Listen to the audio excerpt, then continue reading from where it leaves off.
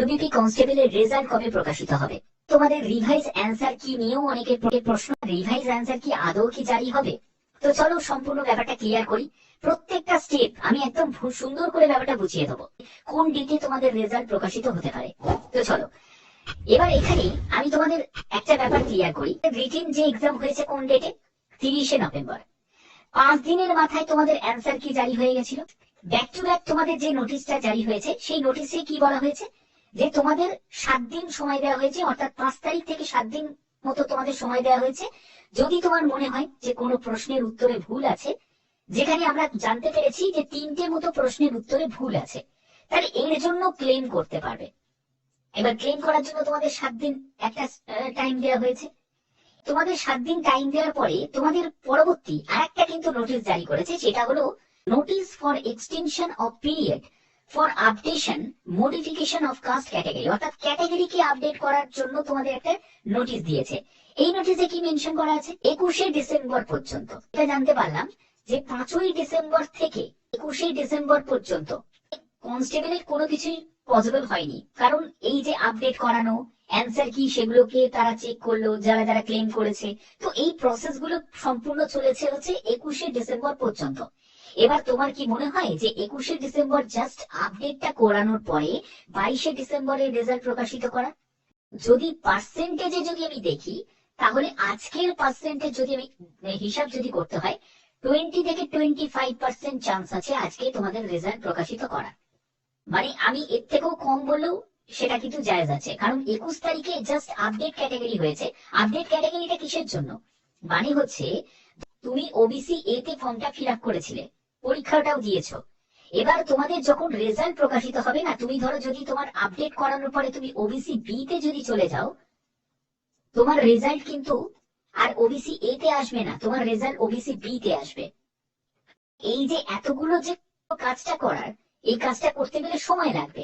তাহলে কখনোই সম্ভব যে আজকে ডেটে রেজাল্ট প্রকাশিত করা, যেখানে আপডেটের কাজটা 21শে ডিসেম্বর পর্যন্ত হয়েছে? তো এই ব্যাপারটা কিন্তু, তো আমার যতদূর মনে হয় এটা হয়তো নাও হতে পারে, রেজাল্ট প্রকাশিত নাও হতে পারে, কিন্তু সেটাও কিন্তু ডিপেন্ড করছে পিআরবির ওপর। পিআরবি চাইলে অনেক কিছুই করতে পারে, ঠিক আছে। এই জায়গাটা থেকে কনফার্ম যে 5ই জানুয়ারি থেকে 18ই জানুয়ারি পর্যন্ত তোমাদের পিইটি বিএমটি হচ্ছে, এই জায়গাটা একদম নিশ্চিত। তাহলে হিসাব অনুযায়ী তাহলে তার আগেই তোমাদের, অনেক আগেই তোমাদের রেজাল্ট প্রকাশিত হবে, কারণ তোমাদের অনেক দূর দূরান্ত থেকে আসবে যারা ক্যান্ডিডেট, তারা কিন্তু বিভিন্ন মাঠে দৌড়াতে আসবে, ঠিক আছে। এবার এই যে একটা সময় তাদের দিতে হবে ক্যান্ডিডেটের হাতে, কারণ অনেক দূরের ক্যান্ডিডেটও থাকবে। তাহলে সেক্ষেত্রে দেখতে গেলে আমরা এটা বুঝতে পারছি যে যদি ডেটটাকে যদি আমি ছেড়ে দিই, পরবর্তী তোমাদের 2-1 দিনের মধ্যে একটা নোটিশ তোমরা পেয়ে যাবে, একটা নোটিশ তোমরা পেয়ে যাবে যে প্রশ্নের উত্তরগুলো ভুল। এবার দেখো, এটা কিন্তু এই নোটিশটা হয়তো তোমাদের রেজাল্টের সঙ্গেও কিন্তু আসতে পারে। মানে হচ্ছে যে 3টে প্রশ্নের উত্তরে ভুল গেছে, সেই 3টে প্রশ্নের উত্তরে এই 3 নম্বরকে টার্মিনেট করে দিতে পারে। মানে একেবারে তোমাদের 85তে টোটাল মার্কস 85তে না কাউন্ট করে তোমাদের 82তে কাউন্ট হতে পারে, ঠিক আছে। এটা হতে পারে, এটা কিন্তু সম্ভাবনা রয়েছে।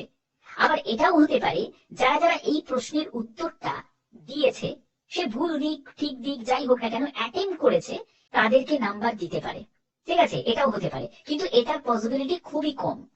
আসল কিন্তু সম্ভাবনা যেটা রয়েছে সেটা কিন্তু এটার সম্ভাবনা রয়েছে যে তোমাদের 82তে করতে পারে। যদি 82তে তোমাদের মানে 85 জায়গায় যদি 82তে যদি কাউন্ট হয়, তাহলে সেক্ষেত্রে তোমাদের রেজাল্ট কিন্তু একেবারে, মানে এর মাঝে কোনো আর তোমাদের নোটিশ অ্যান্সার কি এগুলো আর রিভাইজ অ্যান্সার কি আর কিন্তু জারি হওয়ার সম্ভাবনা থাকবে না, একেবারে তোমাদের রেজাল্ট প্রকাশিত হয়ে যাবে। এবার আসি তোমাদের রেজাল্টটা কবে প্রকাশিত হবে। যদি দেখতে হয় রেজাল্টের সম্ভাবনা রয়েছে, আমি আজকে ডেটটাকেও আমি উড়িয়ে দিতে পারছি না, আমি বললাম 20 থেকে 25%, এবার সেটাও 100% হয়ে যেতে পারে, সম্পূর্ণ ডিপেন্ড করছে পিআরবির ওপর। কিন্তু যদি তোমরা বলো যে এখানে 24 তারিখ, 25 তারিখকে কখনোই বলবো না, কারণ 25শে ডিসেম্বর যেহেতু বড়দিন, 25শে ডিসেম্বরটা বাদ দাও, 26 তারিখ, ঠিক আছে। অর্থাৎ 24 তারিখ না হলে 26 তারিখ। যদি 24 তারিখে বেরিয়ে যায় তাহলে বেরোতে পারে, আর না হলে 26 তারিখে কনফার্ম বেরোবে। মাঝে যদি তোমাদের নোটিশ বার করে যদি জানিয়ে দেয় যে এই 3টে প্রশ্ন, যারা অনুসন্ধান করে তারা দেখেছে যে এই 3টে প্রশ্নের উত্তর তাদের গন্ডগোল আছে, তো সেক্ষেত্রে এই 3টে প্রশ্নের ক্ষেত্রে তারা কিন্তু একটা ব্যবস্থা নিতে পারে, এবং সেটার ক্ষেত্রে কি ব্যবস্থা নিতে পারে সেটা তোমরা অবশ্যই কমেন্টেও আমাকে জানাতে পারো, যে তোমাদের মতে কি বলে, প্রত্যেককে কি 3 নাম্বার করে দেওয়া উচিত। যারা যারা অ্যাটেন্ড করেছে সেটা তোমরা কমেন্টে জানাতে পারো। ওকে।